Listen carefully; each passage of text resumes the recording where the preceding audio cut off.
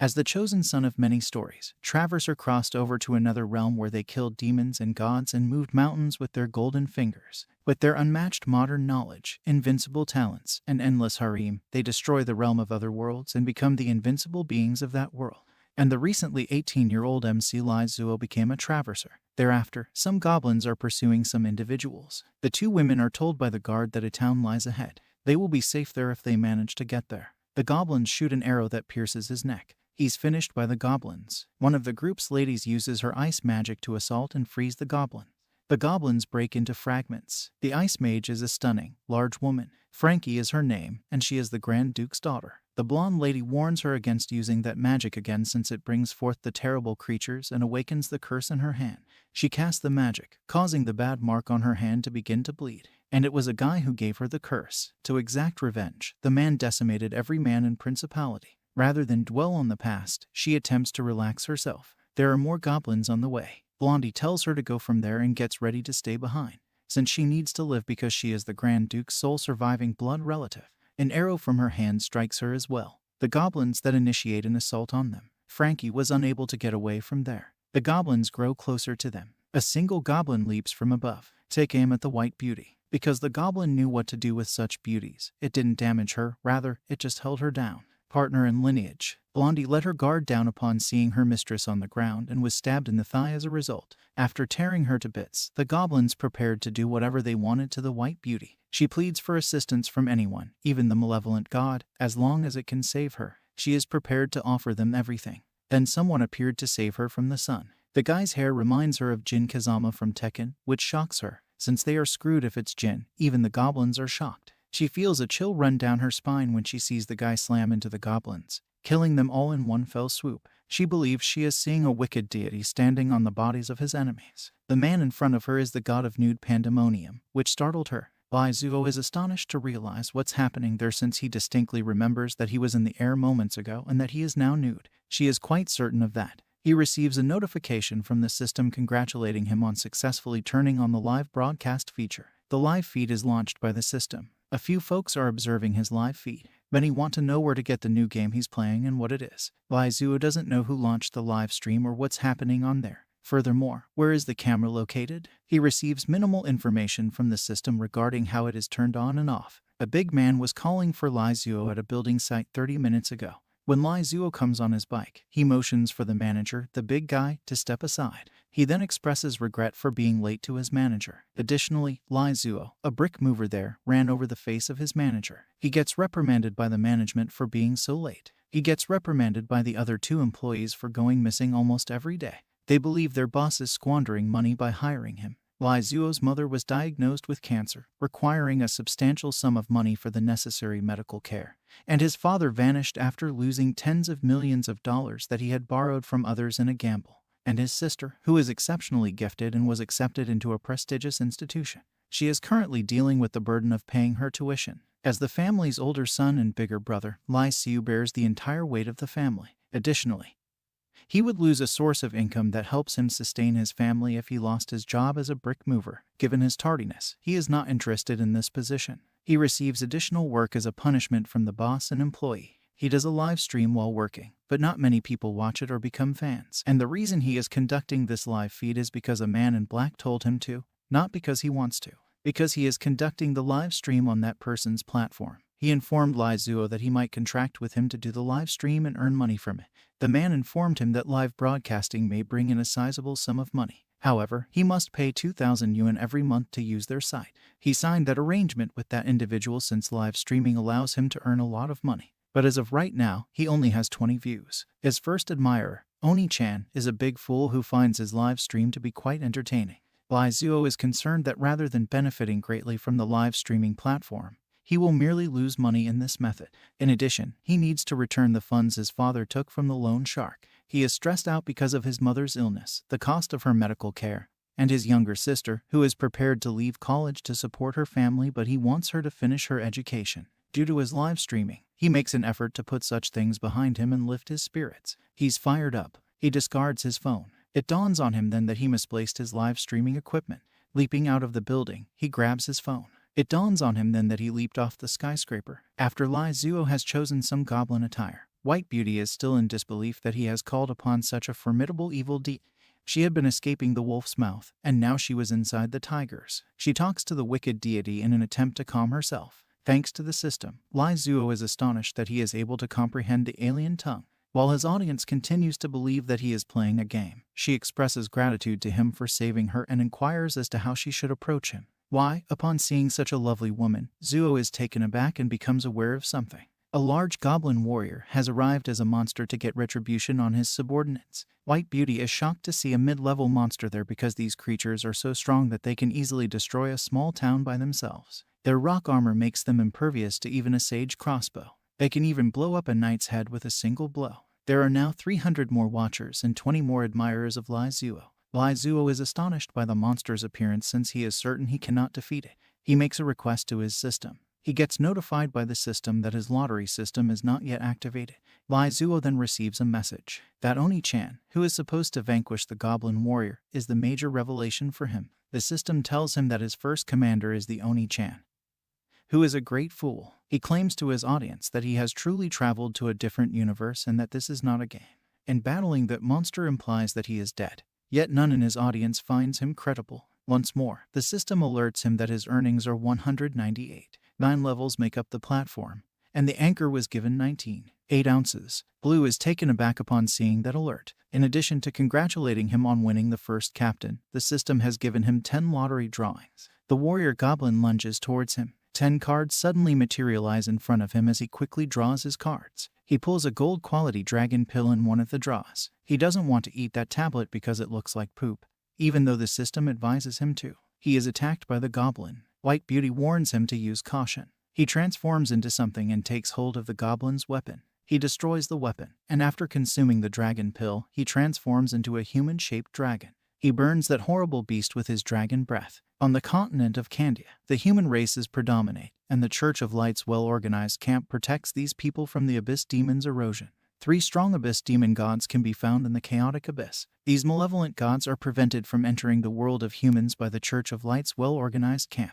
However, they send their subordinates to infiltrate and contaminate the human planet, and they are known as demons, evil creatures that enter the planet with the intention of corrupting people. In addition to finishing the goblin warrior, Li Zuo also dug a large hole in the ground. White Beauty is astounded that he used his fire magic to melt that goblin warrior.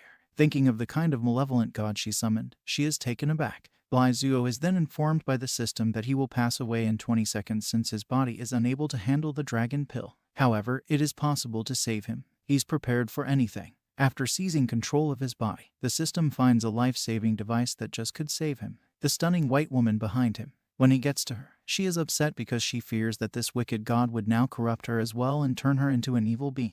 Furthermore, Li Zuo is unsure of what his system will do to her. He will need to kiss her in order for her cool ice power to assist him quiet the dragon fire inside of him. The terrible curse mark was causing pain and torture to White Beauty's body from the inside out. Then it stops, and they both realize that someone is there. The evil mark curse that she carries is destroyed by the evil dragon god. She was being prevented from leveling up by the mark. The magic force that is seeping into her from the mouth of the wicked dragon god loosens it. She advanced from the 3rd elementary level to the 1st intermediate level. The unexpected nature of the kiss surprises the audience. White Beauty is taken aback as well, as she didn't anticipate that. She is also depressed about this horrible god taking away her soul. She will turn into a corrupt being. She is shocked to see that she is still okay at that point. She still has a clean soul. Additionally, Li Zuo has been able to cool down.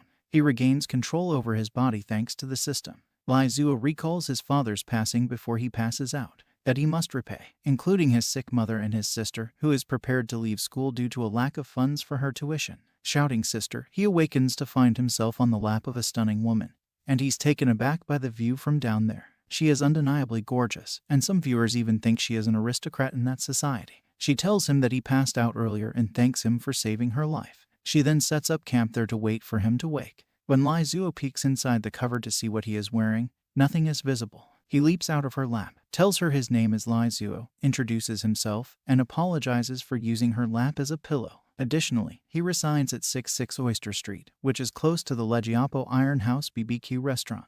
She's confused by what he's told her. He is told to wait there, and she will get him some water. Next, after the evil god kissed her, she is bewildered and on her way to get water, wondering why he didn't change her into an evil creature. and she believes herself to be on that awful god's side of lust. She has lost both her status as a nobility and her title as the Grand Duke's daughter. In order for this terrible god to keep her, she prepares to serve him. With him, she will be secure. She prepares to alter her course of action, follow him, and enter into an equality contract with him in order to exact revenge on the person who ruined her family and her life.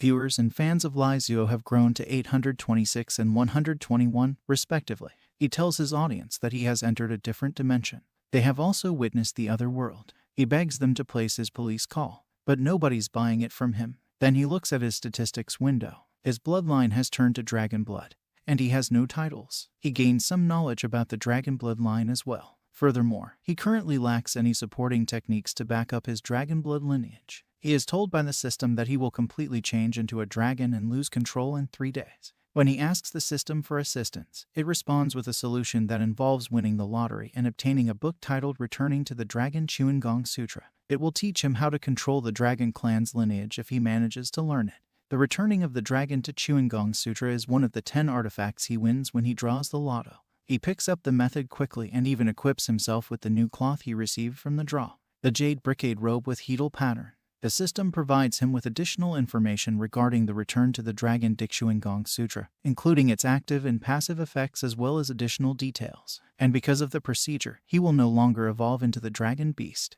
He also receives information from the system regarding the realm stages. It surprises him that there is a method to return home when he can tear voids and return to Earth after reaching the realm where he is as light as feather. But the journey ahead will be lengthy. Meanwhile, he prepares himself to concentrate on generating income. He checks the other objects he has. A corpse beam, a corpse demon pill, gum purple true fruit, pingudan, a meru ring, and a space ring are among the items. There is also a purple gold jade pot. He packs everything he owns into the meru ring. Now that he's finished, he even receives the title of air practitioner. Then he calls his fire, verifies his new skill, and changes his hand into a dragon's hand. He even receives a glow stick from the giant idiot Oni-chan. He makes use of the glow stick, and White Beauty returns with the water. Unknowingly, she meets his gaze. She is shocked because it appears to her that Li Zuo is currently quite hazardous. She drops to her knees and gives him an apology for staring him in the eyes. She failed to remember that he is an evil deity, and that devils are also gods. His glowing eyes were caused by the light stick he was using, and his heavenly gaze had penetrated her psyche, leaving her immobile. She believes that glance saw right through her, and now her attempt to create that equal contract is no more. She prepares to tell him the truth about herself, her origins, and how a traitor from the light god sect surrendered her principality and family to the abyss demon, and they were hunting her down, too, preparing to serve him. She begs him to give her a place to stay while she travels to the city of Landis. Li Zuo is startled to learn that a woman of such beauty wishes to be his subordinate, but he has no idea where Landis city is, and in order to provide for his family, he still needs to make some money fast. He inquires as to what she needs from him in order for him to assist her. She also understands his desires. She was aware that exacting her retribution would not be easy. Furthermore, she is aware of what needs to be done and what Lust God requires in order for her to receive assistance. She shows him a flash of the 2 large melons she had been keeping hidden from us all along.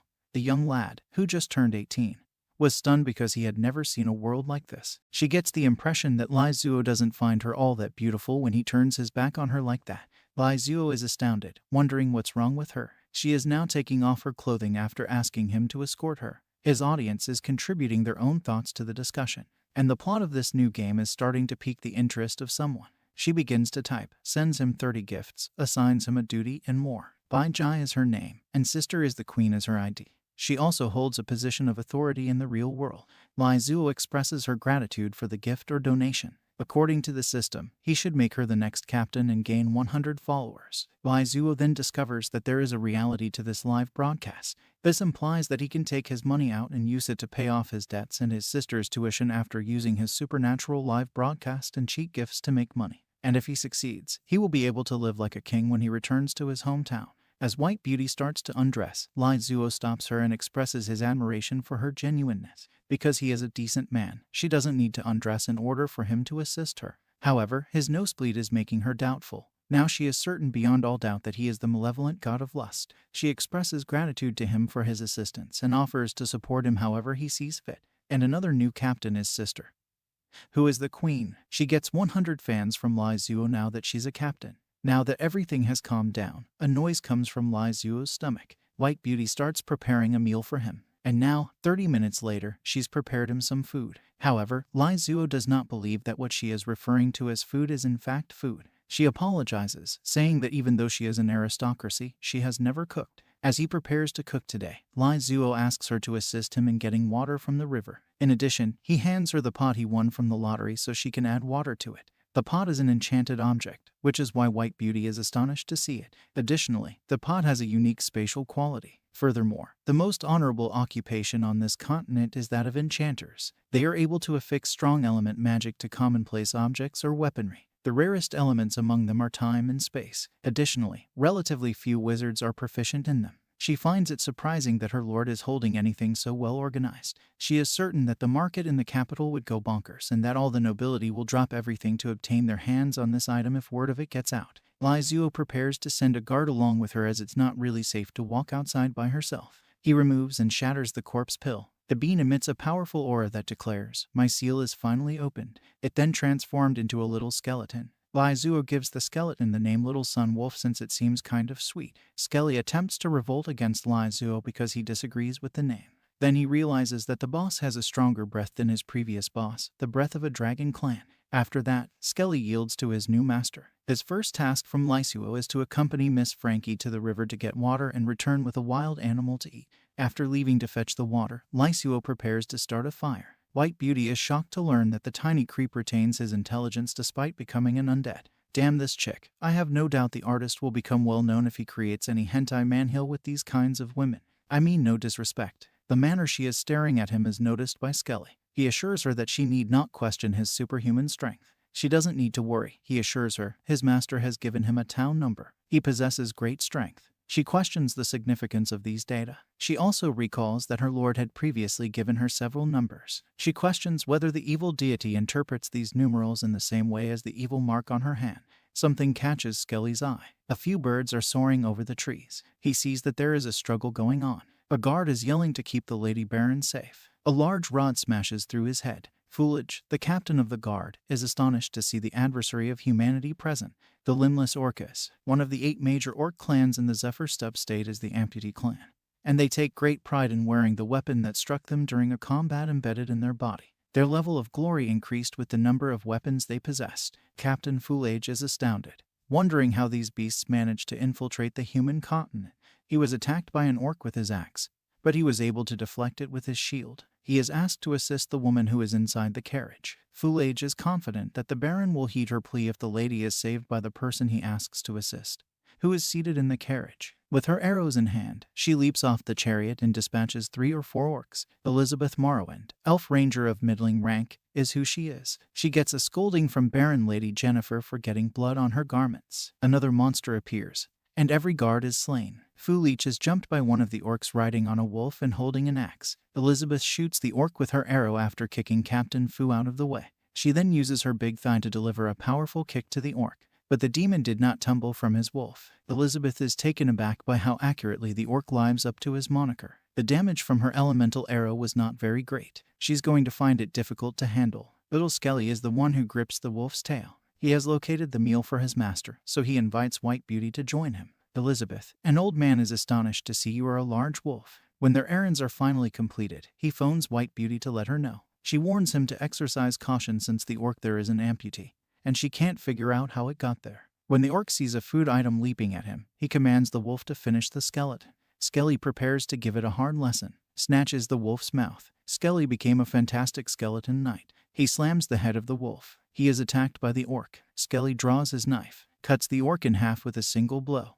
The orcs are stunned that he killed that orc with a single blow. White Beauty and Alf are equally astounded by what they witness. Skelly is now preparing to deal with other orcs as well. The immortal world's mountain gate is guarded by a guard in the immortal world of cultivation. The strongest mountain guard god general was Sun Wolf. These guardians are sometimes referred to as the mountain gods or the god of mountain gate. The transformation of Skelly into that amazing warrior surprises the audience. You are encouraging him to dispatch those orcs, while someplace an axe has been shattered after striking a tree. This leaves the person perplexed as to why the trees there are tougher than the iron axe he is grasping. Then, when he receives numerous donations for doing nothing more than chopping the tree, He becomes even more perplexed. It surprises him that everyone finds it amusing that he is felling trees. Elizabeth and Old Man, on the other hand, praise White Beauty for her amazing summoning and thank her for saving them. They are informed by White Beauty that she is merely a wizard and that the summon belongs to her lord. She also didn't realize it would be this strong. Elizabeth is taken aback by this since she has never heard of a female mage in that area possessing such a strong summon. A group of orcs flees from the skeletal knight. Someone chops off their head, killing ambitious warrior Zager, their boss, the amputated orc high-ranking warrior. Nor did this red orc anticipate discovering the Grand Duke of the Western Realms relics there. Skelly is told by White Beauty that the man is dangerous and that they should leave right away for the time being.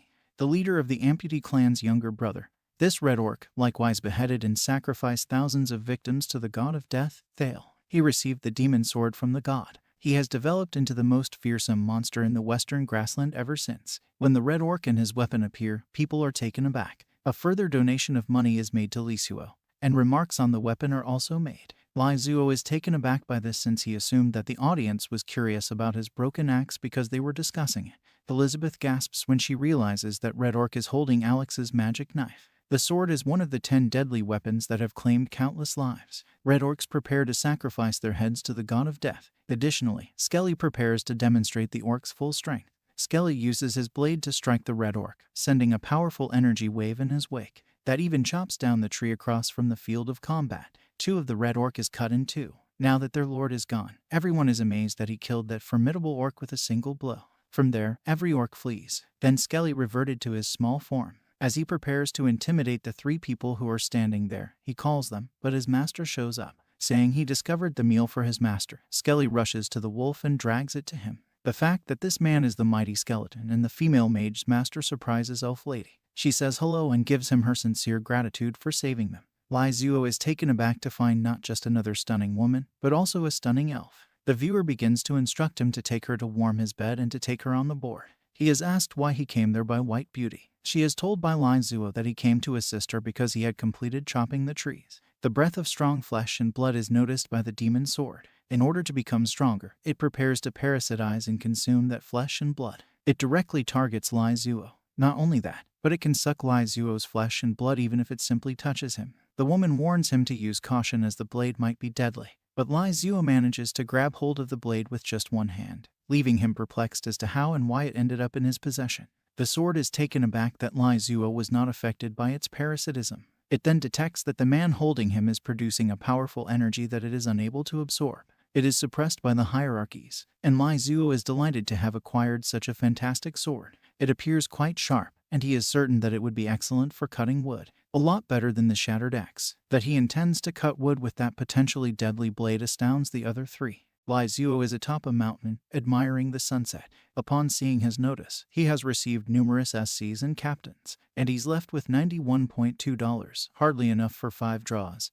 after paying the 90% platform fee, and this is sufficient to cover his sister's 5,000 yuan tuition. There won't even be anything left over for his sketches. He looks up the number of his viewers. 2,126 is the new number. Additionally, there are 326 followers. He is taken aback by a certain someone's remark that he can locate someone who will actively initiate the task and provide rewards. He receives a note stating that only Chan, who is a huge fool, sent him the moonshine gift, and it has already started to work. He is told that dinner is ready by the elf who arrives. She becomes aware of the energy enveloping his body. She prepares to look at it. By employing the elf skill, the Eye of the Moon, what energy is that? When she realizes what is in front of her, she becomes shocked. The knowledge that such a powerful being is in their vicinity gives her a chill. She is immobile when Li Zuo says, "Let's go eat." White Beauty was there as well, but Li Zuo left first. She inquires about the elf lady's well-being, because she currently has a rather pallid appearance. Elf also departs, claiming it is unimportant. White Beauty feels relieved that she refrained from looking at her lord through the eyes of magicians, since she may have suffered the same fate as the elf. When they return to the camp, the meal is prepared for consumption. The fact that he is the powerful man who saved Lady Baron and her gar has also made her act quite amiable toward him. Izuo pours tea for everyone as she asks Frankie to deliver it. However, the Lady Baron refuses to sip the tea that was poured from the cracked pot. The 2 women are equally taken aback by the tea's calming aroma, which Elizabeth is perceiving as a breath of fresh air. When she takes a sip, the world tree is in front of her. The tea smells like the world tree, which surprises her. She feels as though she is slipping back into the mother tree's embrace. She transcends from intermediate first realm to intermediate second realm as the power of nature begins to stream into her body. She is astounded to learn that the tea possesses the world tree seed's breath of life. She says the tree has the world tree breath, and Skelly shouts at her. He informs her that it was designed specifically for a mortal to grant immortality to anyone who sips the tea from the pot. He tells her a little bit about the pot as well. Li Zuo is also taken aback by this new revelation as he was unaware of the pot's potent properties. Additionally, White Beauty's magical abilities have grown by 3%. Elizabeth expresses gratitude to him for the wonderful eternal tea he gave her. Lady Baron seems to have aged after consuming that tea. Li Zuo begins slicing the meat with that monster sword now that it's ready. That is how the blade condemns him for using it. Elizabeth is prepared to give him anything in exchange for his assistance in finding the world tree seed. The following day, they are traveling to the Lady Baron's estate in a carriage. Elizabeth is told by Li Zuo inside the carriage that he will assist her and that he will also assist Lady Baron in returning home in a secure manner. Following that, Elizabeth begins to reveal to him her complete information, including her name and place of origin. She also tells him that the elven world began to weaken and divide 2,000 years ago when the world tree abruptly weakened for an unknown reason. Additionally, the elf sacrifice foretold that the world tree would soon pass away, and the end of the elf is near. In order to locate the world tree seeds that are dispersed over the globe, a few elves were dispatched. Originally, she hoped to save Madame Baron and ask Lord Baron to assist her in finding the world tree seeds in an effort to revive the world tree. But after sipping the tea from the teapot infused with the world tree's breath, she reasoned that it had to have something to do with the world tree, which is why she was asking for his assistance. She is confident that he can assist her in finding the world tree seed because he is the teapot's owner. She gets Li Zuo's assistance in locating the world tree seed. When they finally get to the Baron's town, they are astounded by what they see. An old guy is informing everyone there that the little girl is accused of being a witch, the Baron of that land, while the girl is pleading and demanding help while yelling that she is not a witch. With a human skull in his palm, Baron Mortar Simon gives the guard the command to put her to death right away. They blame the young child for their madame's disappearance from that country. She clarifies to everyone that she is not a witch and that the Lady Baron did not vanish on her. When she asks the folks in the area to assist her, they all turn away. On their lord's command, they hang and execute her, but someone cuts the rope and saves her from the fall before the rope breaks her neck. She gives appreciation to her elder brother for saving her. The sight of these fresh people there surprises everyone. Additionally, spectators are eager to witness the gloomy medieval witch hunt era. The president of the group known as the Reality Lishan Group is Sister the Queen. Her assistant approaches her and tells her about the financial success of this year. However, she is too preoccupied to check them out because the game she is watching is becoming increasingly engaging. She prepares to provide Li Zuo with a rocket and sends him some donations along with an assignment and reward. The game is becoming increasingly realistic, which is surprising to Oni-chan, who used to be a major fan. When her companion enters the room, he or she asks why the lights are out. Furthermore, her companion wasn't prepared for someone as intelligent as her to watch the game on live television. She is observing this program like a genius. It's because she holds a special place for him. When Lady Baron arrives, she denies having vanished, and it was this young warrior who rescued her from the orc's onslaught. Thus, they ought to stop talking about this witch stuff, because she was fined and is doing fine. Furthermore, the young girl is unrelated to her disappearance. Since the young hero saved his lady, she is doing well. Li Zuo receives an invitation from the Lord Baron to dinner at their castle. In addition, the side missions are now active. To put an end to Baron Mortar, a rocket +1 is the reward. 10 captains as well. Frank, with that Baron's breath, the White Beauty detects something off. Li Zuo assures her that when they get some rest, they can discuss this later. The Li Zuo party arrives at Redleaf Castle. He requests that Helen, the young child, return to her house. The Baron is going to meet them. She praises him again for saving her. She then flees to Mother Alyssa, who appears to be a lovely woman. What am I saying, God? Pardon me for this transgression. I gave her that kind of look. All humor aside, White Beauty sees the message in that woman's garment. It is the Church of Light sign. Li Zuo and his group are invited inside by the elderly man who was about to put Helen to death. Li Zuo is taken aback by how spacious, elegant, and bright his room is. He requests that Frankie take a nap as well before beginning to show his audience what's in his chamber. A private message reaches him. He received a telegram from his first captain, Oni-chan, wondering if he had truly crossed over. It's his first captain, and Li Zuo is finally glad that someone finally thought highly of him. In order to reciprocate her life-saving kindness, he tells her about how he passed over to that realm and how he was going to die, but he was saved because she was the first captain. He assigns her to handle the house. Since he truly went over, the female on the other side is now becoming concerned. She informs him that he has caused concern for many people, and he is aware of this since his mother and sister are waiting for him at home.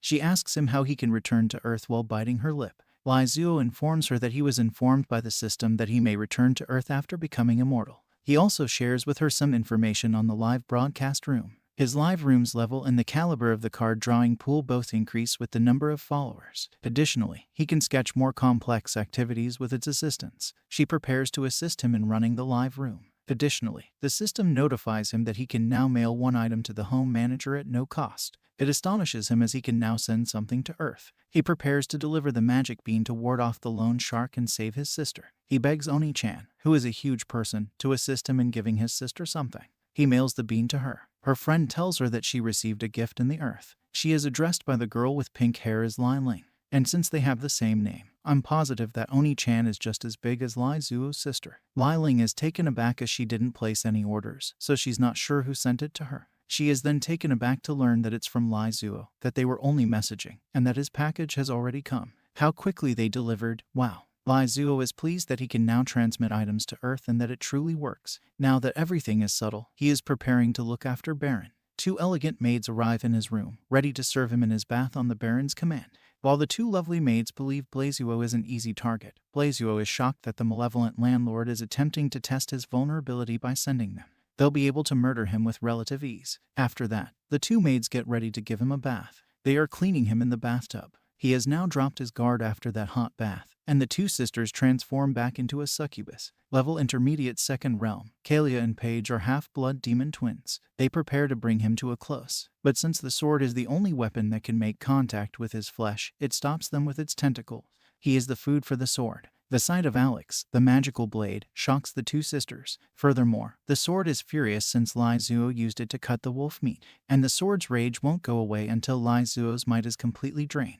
The two sisters' power is subsequently sucked out by the sword, which discards them. With that blade draining their energy, they prepare to retreat for the time being. Li Zuo is also perplexed as to why the two maids left abruptly. Now that the sword has consumed the vitality of those two girls, it is prepared to completely drain Li Zuo. It has now been charged with energy. Li Zuo selects the blade. The sword is prepared. Then it becomes startled because Li Zuo is absorbing all of his vitality. However, it's having fun. Li Zuo sucks its life force. The sword is becoming agitated and lustful as a result. The sword invites Li Zuo to suck it more, acknowledging him as its master. Li Zuo is taken aback by the sword's speech ability. The algorithm then provides us with little details regarding the sword. Read the information while pausing the video. He strolls through the town. He is being asked to suck it more by the sword. He observes that there are people farming close to the church and on its property. Helen rushes towards him, with Mother Alicia trailing closely after. She thanks Li Zuo for saving Helen while taking off her robe. I hate this woman. She says hello, and her name is Teresa. She is that church's nun. She asks to speak with him about something. After witnessing such a stunning nun, viewers are going insane. She asks him whether he can assist her in solving the farming issue they are having. In an effort to recover the wasteland, she constructed the church and housed people there. She asks high church priests to apply the wheat field growth technique every year in an attempt to double the crop. Nevertheless, a great deal of people still starve to death each winter. She also saw that the yield was decreasing annually, and that the area appeared to be cursed. The high priest informed her that this was the gods testing when she attempted to seek assistance from the high church. She is now perplexed and unable to break free from this loop, despite her best efforts. She asks Li Zuo if he has any clever solutions for this issue. Given that she appears to be a kind nun with lofty goals, Li Zuo prepares to assist her. The audience concurs with him that she undoubtedly has two lofty goals. Li Zuo requests the audience's assistance. A historian who watches him has some thoughts on the subject. In addition to telling Li Zuo about the three-plot arrangement, he gives him some information on the land. The nun is taken aback as Li Zuo prepares to reveal the solution to her after reading through all of the comments. Since he truly does have an answer, he tells her that continuous agriculture has caused the soil to lose its nutrients rather than making it cursed. They harvest less the more they plant. He advises her to execute the three-plot technique, which is planting the land in 3 sections and rotating planting every 3 years. This method can significantly raise crop yields while preserving the fertility of the ground. She was astonished to learn this new revelation. She is also informed by Li Zuo that the land for rotation need not be unoccupied. It can be grazed on and fenced off. Felines such as sheep, pigs, and chickens. Additionally, this may boost meat sales. He also observes that they don't apply a lot of fertilizer. He informs her that the following year, they can gather the horse and cow dung and use it as fertilizer. Additionally, Li Zuo observes that the farmers are use lightweight plows. However, they will require strong plows to improve agricultural efficiency because it is a heavy soil. She removes her blindfold and takes hold of his hand. At the age of 19, she made a blindfolded swear in an attempt to navigate her way to salvation in the shadows. She was perplexed for almost a century, but today she finally understands. She has been referred to as the silver-eyed goddess, Teresa, the legendary First Order, and for a century the most promising individual in the Church of Light. She has attained the status of a demigod. After helping an elderly woman with a task back on Earth, Li Ling is making her way back to her room, all the while thinking about her brother, who truly crossed over to another world and even sent her a bizarre object. Is this being designed for her to eat? She wonders. The lone shark comes into contact with her. She informs them that her brother is working hard to pay off the obligations and that the time for payment has not yet arrived. Why then did they arrive before the deadline? And they've come today to get her brother's sister to show some interest. If you like the video, like, comment, and subscribe. Comment down below the next part if you want to see the next video.